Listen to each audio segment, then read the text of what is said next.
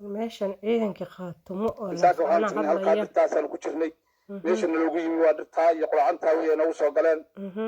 iyo halkanay ka soo dhaceen iyo karintaa dambe meeshan kasoo kicinay waa halkan annaga halkaa karinay si wacan baan isuga celinay halkaana quurinay dambe haddii lahaydna wixii dambena waa raabo qaadana.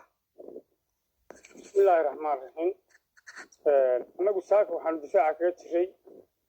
madaxa gaalgudel waanu ku sugnayn ilaa dhowr cashaba dabadeed saaka weerarkii iyagaa nagu soo qaaday nimankaa waa jebinay waa iska celinay dib waxaanu ugu ururinay oodagooye haddeer gooja hadday kusii dhow yihin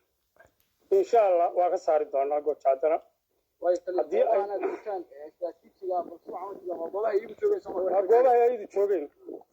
dareemadoobe iyo aaggaa uun geerahaas baan ka saara alaabtoodii waxood waa urursadeen nimankaas waxaan rabnaa inaanu xaggaa usii ururno gooja haddaan ku ururno si ay xaggaa nooga baxaan waan soo wadaxada odagoyo aanu saaka ka wareegnay argagixisada esanam ee kusoo duushay deegaankayga halkan iyagaa ku sugnaa saaka kadib markay weerar soo bilaabeen xaqdaraa oo ku jebinay goobta annagaa joogna hadda ciidankoodii afar dhinaca waa suwal waa ka haynaa insha allahu tacaala guusheeda waxaan rujin doonaa galabta inaan gemi ahaanba ka saari doono waxa weeyaan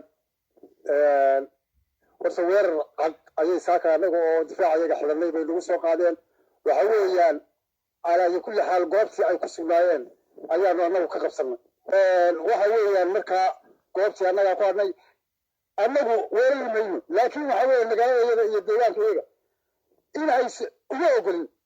meeshay aadayaan ha aadin dhowr gooboodna waan ka qabsanay saaka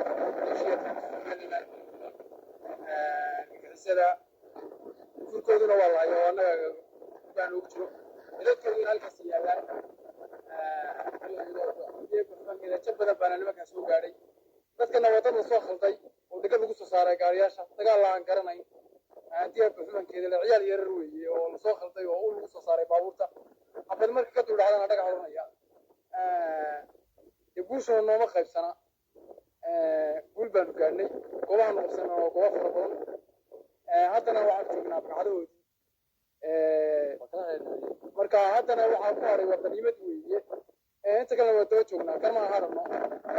بسم الله الرحمن الرحيم اللهم صل على سيدنا نبينا محمد وعلى اله وصحبه وسلم. maanta oo bishu ay tahay 11 bishii labaad ciidamada xaqodirka ee SSC waxay ku guuleysteen